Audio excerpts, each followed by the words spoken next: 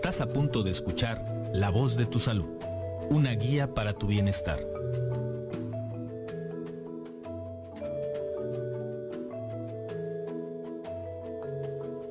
Hola, ¿qué tal? Muy buenas tardes, bienvenida, bienvenido al programa La Voz de tu Salud.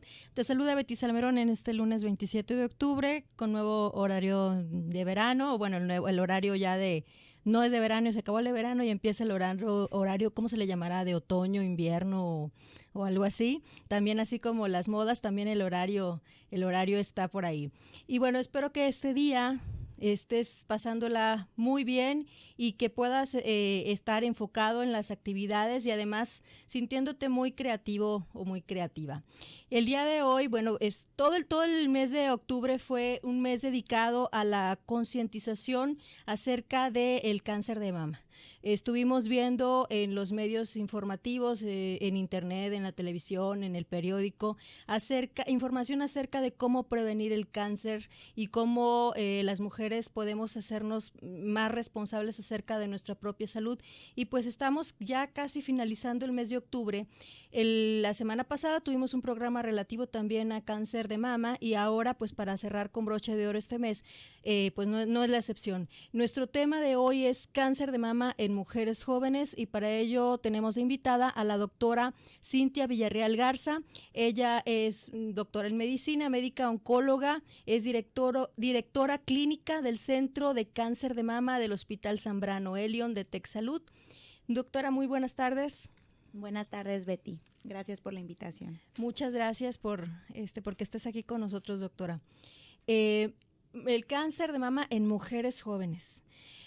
Viendo la publicidad que salió en este mes, la mayoría nos decía que hiciéramos una mamografía a partir de los 40.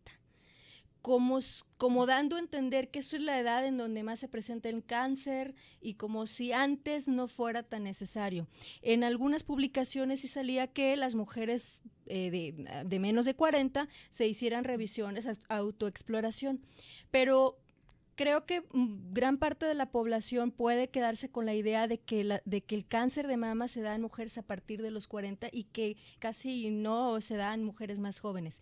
Y ahora, pues es como que romper ese mito, ¿no? El saber que sí puede presentarse y de hecho se presenta en mujeres de menor edad.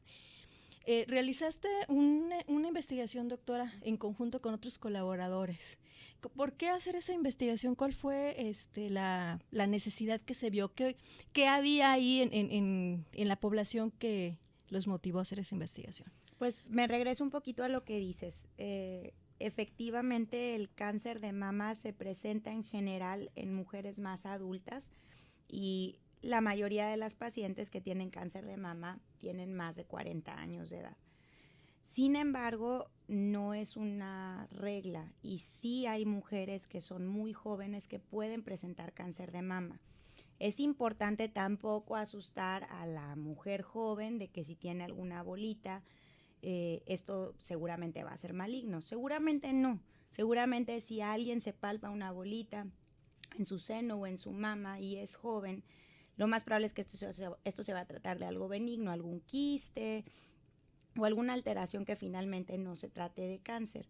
Sin embargo, sí se puede presentar el cáncer de mama en mujeres jóvenes y por eso es tan importante esta concientización de la autoexploración, porque si una mujer se detecta que hay algún problema en su mama que es diferente, que detecta una bolita o alguna otra alteración, entonces ahí es cuando sí tiene que buscar ayuda por su médico para que haya una revisión y ver si pues efectivamente se trata de lo más probable que sea algo benigno, pero que también puede ser algo maligno y es ahí donde es muy importante detectarlo a tiempo.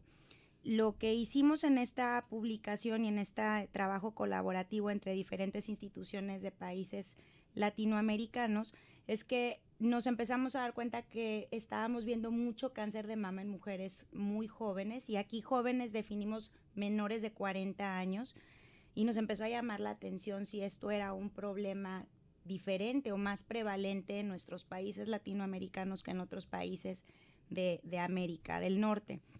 Entonces lo que hicimos fue ver la proporción de los casos totales que se ven con cáncer de mama por cada país y vimos cuántas de estas pacientes se trataban de mujeres jóvenes. Y vimos, por ejemplo, en México en particular, que del total de pacientes que vemos en un año que corresponden a cáncer de mama, el 11% del total tienen menos de 40 años. Y esto contrasta, por ejemplo, con Estados Unidos, que solamente del total de las pacientes que tienen cáncer de mama, las mujeres jóvenes menores de 40 años corresponden al 3%. Entonces, de 11% en México a 3% en Estados Unidos. Entonces, este es un problema realmente prevalente que estamos viendo de forma frecuente y que en centros de concentración o institutos de cancerología, como es el Instituto Nacional de Cancerología, lo vemos de forma muy frecuente. En el 2012 se vieron casi un total de 150 pacientes menores de 40 años en este lugar, lo cual es muy, muy frecuente y es un problema que sí estamos viendo. Sí, estaba precisamente revisando ese estudio y de la población latinoamericana me llamó la atención que Uruguay, Argentina y Chile, que son los que están al sur, tienen una menor prevalencia. O sea, se da mucho más en América Latina comparado con Estados Unidos y Canadá. O sea, de los países en vías de desarrollo. Pero dentro de esos países en vías de desarrollo, los que están al final, al sur, no tanto. ¿Se hizo se sabe por qué esto? Realmente no se sabe la razón real de por qué esta diferencia, pero es cierto, lo que vimos es que Argentina y Uruguay se parece mucho más la proporción del total de mujeres jóvenes a Estados Unidos y Canadá. Algo que hemos estado viendo constantemente es que la presentación de la edad de pacientes con cáncer de mama en México es en promedio 50 años, y esto pasa casi en todos los países de América Latina, que es 10 años más joven que la edad promedio de Estados Unidos y Canadá, Argentina y Uruguay, que ahí es ya donde la edad 60. Es 60 años, es la edad promedio. Entonces, sí, muchas de nuestras pacientes son jóvenes. De todas las pacientes que nosotros vemos, la mitad, el 50% del total de las pacientes que vemos tienen menos de 50 años. Son pacientes que les llamamos premenopáusicas. Esto quiere decir que todavía tienen sus ciclos menstruales de forma regular. En Estados Unidos, del total, solamente el 30% son premenopáusicas. Muy bien, te recuerdo nuestro teléfono en cabina es el 83-87-0665. Estamos platicando con la doctora Cintia Villarreal Garza acerca del cáncer de mama en mujeres jóvenes. Si tienes alguna duda puedes comunicarte también a través de nuestras redes sociales, nuestra página de Facebook, La Voz de tu Salud, Twitter, @Voz de tu Salud. Así que cualquier comentario que tengas, cualquier duda, pues bienvenido. Doctora, estábamos hablando acerca precisamente del diagnóstico que se realiza de forma tardía. Y comentabas que la mayoría, sobre todo en los países, por ejemplo en Estados Unidos o Canadá, a los 60 años es cuando más se presenta. Y aquí es en mujeres premenopáusicas, mujeres que todavía tienen su ciclo menstrual.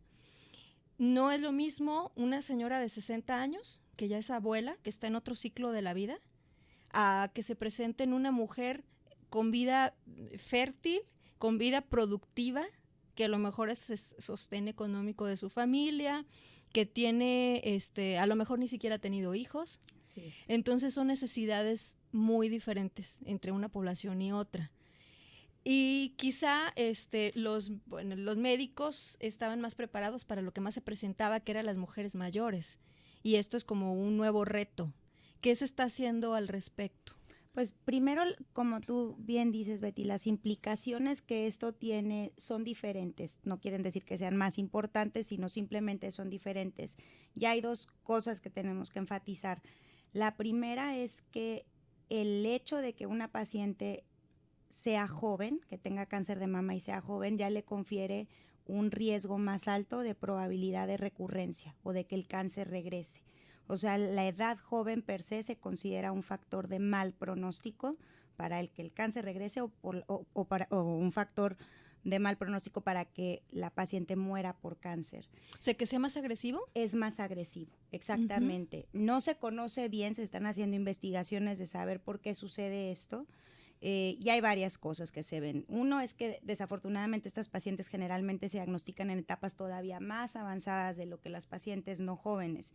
Y esto, una de las causas es porque no se sospecha. Por eso es tan importante esta concientización de que sí hay que checarse si se sospecha o si se encuentra algo malo para detectar el cáncer más a tiempo. La segunda es que si estas pacientes tienen generalmente un curso más agresivo, los subtipos más agresivos de cáncer de mama se presentan de forma más frecuente en las mujeres jóvenes que en las mujeres no jóvenes. Entonces, debido a todo esto, la mayoría de las pacientes jóvenes que tienen cáncer de mama requieren tratamientos diversos para curar el cáncer. Y uno de los tratamientos que requieren son tratamientos sistémicos que consisten en quimioterapia y hormonoterapia. Si bien no el 100% de las pacientes lo van a requerir, sí la mayoría de la población joven con cáncer de mama. ¿En qué consiste la hormonoterapia, doctora? La hormonoterapia o antihormonoterapia, más bien es el nombre correcto, son pastillas que se dan después de recibir la quimioterapia y que solamente se dan en las pacientes que tienen un subtipo de cáncer, que es el más frecuente, donde los receptores de estrógeno o los receptores de progesterona están expresados en la membrana de las células con cáncer.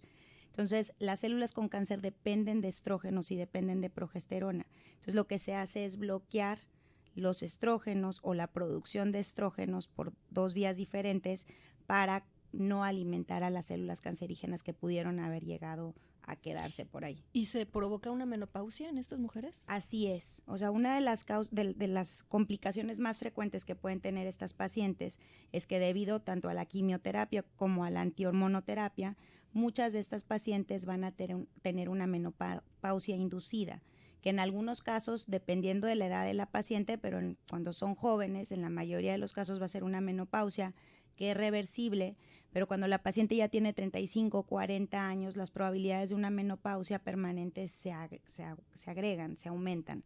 Entonces, es ahí donde tenemos que considerar muchas cosas diferentes a estas pacientes a lo que se consideran en mujeres no tan jóvenes.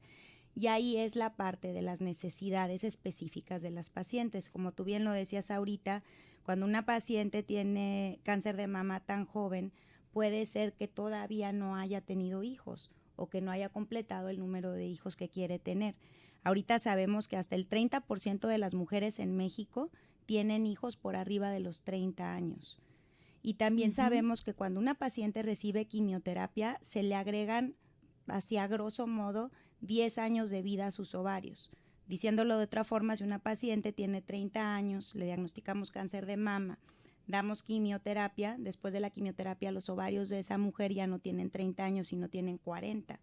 Y si esta paciente hubiera buscado hijos y tener fertilidad, pues a lo mejor se va a dificultar mucho porque ya va a estar mucho más pues afectada la reserva ovárica. Claro, recordando que en el caso de los hombres la producción de espermatozoides es más, es frecuente y el número de óvulos en una mujer está ya determinado, o sea, ya vienes con cierta cantidad. Así es, y al meterle pues medicamentos que al final son necesarios para curar el cáncer, pero sí pueden ser tóxicos, esto sí puede afectar la reserva ovárica. Entonces es uno de varias cosas que uno tiene que conocer, tanto la paciente preguntarle a su médico cuando tiene cáncer de mama, como el médico informarle a la paciente de estas consecuencias que puede tener el tratamiento. Sí se ha visto que en mujeres jóvenes pues sí hay más afección de varias cosas. Una es que cuando comparan mujeres jóvenes con cáncer de mama versus mujeres no tan jóvenes, la calidad de vida de estas pacientes está más afectada. Los problemas sexuales que puede haber secundarios al diagnóstico y al tratamiento también son más frecuentes. Claro, probablemente una señora de 70 años a lo mejor ya ni siquiera tenía vida sexual. No quiere decir que no la tengan, pero puede suceder que a lo mejor ya habían decidido o se había dado la cosa de que ya no tenían.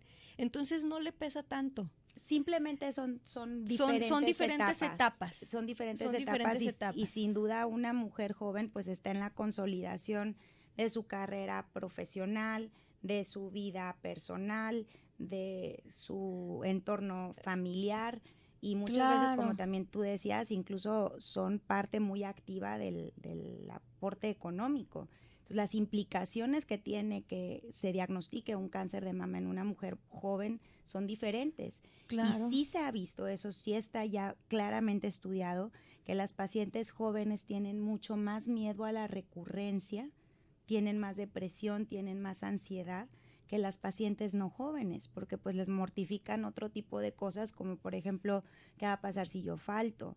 ¿Qué pasa con mis hijos? ¿Qué va a pasar si yo falto? ¿Qué pasa con mis papás? Que muchas veces también una mujer también tiene que ser apoyo para la familia de esta forma.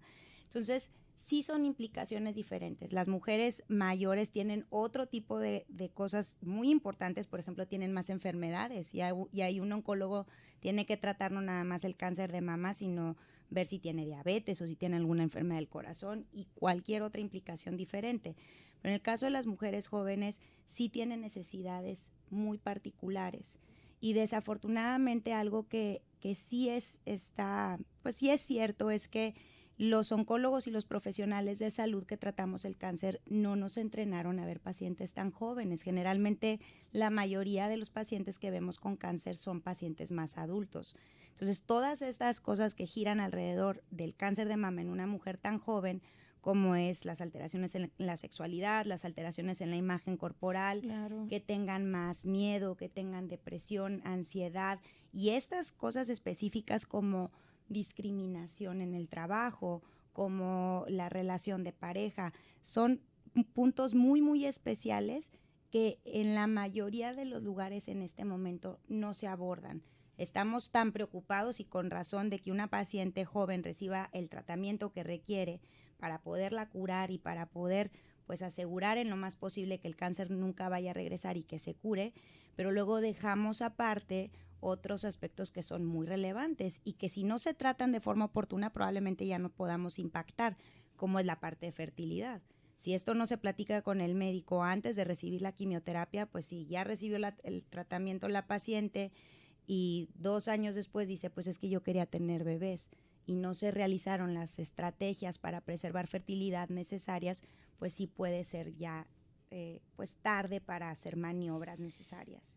En el caso de una mujer joven que le detecten incluso no solamente cáncer de mama, cualquier tipo de cáncer y que vaya a recibir una quimioterapia y no ha tenido hijos o todavía quiere tener más, tiene que expresarle ese deseo al médico para que la canalice, hacer algo antes de recibir la quimioterapia. Así es, hay guías americanas que desde el 2006 indican que todo paciente con cáncer de mama o cualquier otro cáncer en edad reproductiva tiene que saber sobre el riesgo de falla ovárica prematura y de infertilidad que puede condicionar el tratamiento y que aquellas pacientes que busquen conservar fertilidad tienen que ser referidas al especialista.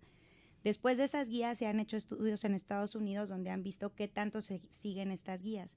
Y en Estados Unidos solamente el 30 al 50% de los médicos hablan con su paciente acerca del tema. En México no lo sabemos, pero creemos que esto es todavía mucho más bajo. Entonces es parte de esta educación y pues de estos programas donde tenemos por un lado que concientizar a la mujer, a la paciente que pues reclame sus derechos, que reclame la información que necesita saber y por el otro lado pues los profesionales de salud y yo por ejemplo que me dedico a este tema en particular pues hacer una concientización de los médicos que tratan este problema para pues que sí puedan dirigir a las pacientes y que puedan tratarse de forma oportuna no solo la parte médica sino toda la otra parte.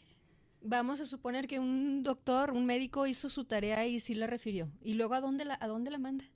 O sea, sí hay el receptor que va a recibir esa paciente, sí existe aquí en Monterrey, por ejemplo. Eso es algo importante. Sí hay centros de fertilidad definitivamente aquí en Monterrey. Lo desafortunado es que generalmente estos tratamientos no los cubre ni un seguro de gastos médicos ni tampoco un sistema de salud como el Seguro Popular o el IMSS u otros. Generalmente esto no se cubre, pero es parte también de la labor que hemos estado haciendo. Por ejemplo, recientemente, de hecho este mes, un laboratorio lanzó un programa que se llama Proteger, donde el laboratorio está cubriendo la totalidad de los medicamentos que se requieren para hacer la preservación de la fertilidad. Y esto disminuye drásticamente los costos relacionados al tratamiento. Y la otra es, como tú dices, sí establecer sistemas de referencia muy oportunos. Aquí sí no puedes tener una paciente que te diga, ok, si quiero preservar fertilidad y que te vayas a tardar meses en que la admitan en algún lugar. Claro, no, eso estás hablando de su vida. Y estás hablando que la quimioterapia la tienes que iniciar pronto. Ajá. Entonces sí tienes que acortar muchísimo esta referencia, que la paciente la vean en el lugar adecuado, le hagan la evaluación y el tratamiento que se requiera y que luego pueda iniciar el tratamiento que va a salvar su vida. ¿Cómo cuánto tiempo si le dan, por ejemplo, esos medicamentos para que produzca más óvulos y luego esos óvulos congelarlos? Generalmente esto se tarda, todo el tratamiento se tarda de 2 a 3 semanas, Ajá. que es un tiempo perfectamente viable que uno puede esperar entre la cirugía, por ejemplo, y luego el inicio del tratamiento sistémico como con quimioterapia. En el caso de cáncer de mama de mujeres, ¿cómo se da el tratamiento? ¿Necesariamente va a ser extirpar la mama en todos los casos? ¿O? En el cáncer de mama, cuando son etapas que no son metastásicas, o sea que todavía no ha habido siembras en otros lugares, que es la etapa más avanzada, o sea, si es una etapa 1, 2 y 3, el tratamiento de cáncer de mama es quirúrgico. Quitarlo, para evitar que se expanda. Así es, hay que quitar la bolita o la lesión que haya en la mama. Si es posible, se pueden hacer cirugías conservadoras, que esto depende de varias cosas, depende del tamaño de la lesión en la mama. Por el otro lado, depende también del tamaño del seno, del lugar, si es una o más bolitas, depende de varios factores, pero sí en ocasiones y de forma frecuente se puede hacer una cirugía conservadora donde solamente se quita la parte donde está la lesión de la mama. Cuando existen otros factores como que la lesión esté muy grande, que la mama sea muy pequeña u otros, entonces sí es a veces necesario quitar la mama completa. Y parte de lo que ofrecen la mayoría de los programas es intentar hacer una reconstrucción mamaria que muchas veces tiene resultados cosméticos muy, muy buenos y que esto ayuda pues a toda la parte de la recuperación postquirúrgica. En ese caso, ¿la reconstrucción mamaria estaríamos hablando de poner un implante o es otra cosa? Hay varios tipos de reconstrucciones, una de ellas es poner implantes y otro tipo de reconstrucciones es que se emplean grasa y músculo del propio cuerpo para poder pues hacer la reconstrucción. O sea, ya sin necesario que sea silicón. No necesariamente. No necesariamente. Ya hay técnicas que permiten que se utilicen partes del propio cuerpo. Y que queda pues natural porque es tu propio cuerpo. Así es. Tiene todos sus pros y sus contras y eso es, el cirujano y plástico lo tiene que hablar con la paciente, pero sí hay diferentes técnicas de reconstrucción. Muy bien, te recuerdo nuestro teléfono en cabina, el 8387-0665. También te recuerdo que estamos hablando acerca de cáncer de mama en mujeres jóvenes con la doctora Cintia Villarreal Garza, que puedes dejar tus comentarios en redes sociales, en la página de Facebook La Voz de tu Salud, en Twitter @Voz de tu Salud, o puedes también comunicarte a cabina para resolver alguna duda. Estamos casi cerca de la parte final, doctora. ¿Qué programas se han desarrollado en vista de estas necesidades diferentes que se presentan en estos casos y donde hay que adaptar la técnica al paciente y no el paciente la técnica? Ahí ya no es como que ponerte un zapato que no te queda, ¿no? Entonces hay que crear algo nuevo. ¿Qué se está creando? ¿Qué se está haciendo?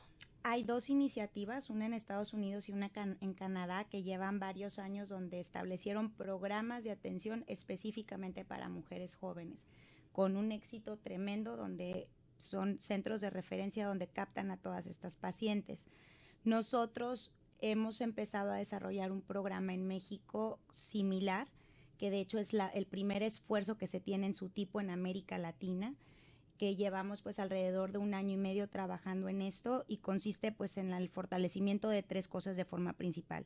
La primera, ya lo dije, es la atención especializada de la paciente, darle la información que requiere la paciente para tomar las decisiones adecuadas acerca de su diagnóstico, acerca de su tratamiento y hacer las referencias oportunas. La segunda es la parte de investigación.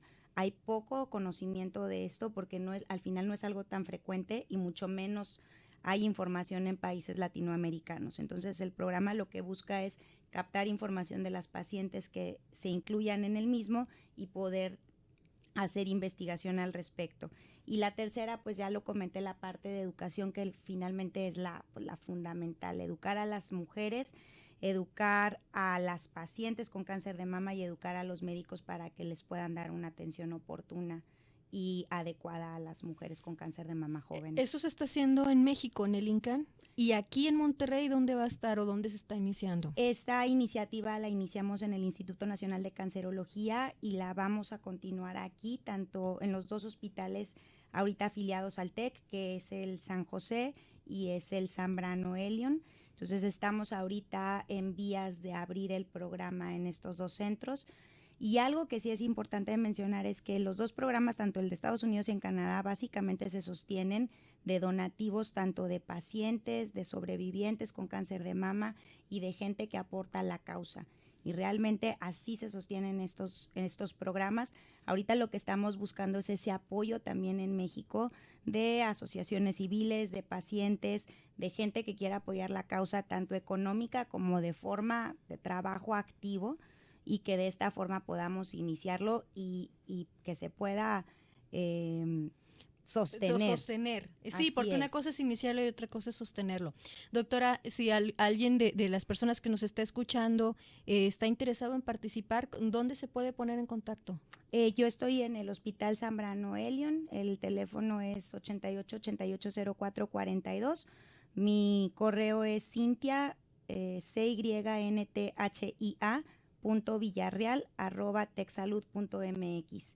Y pues con todo gusto hay muchas formas en las que se podrían participar para ayudar a estas pacientes.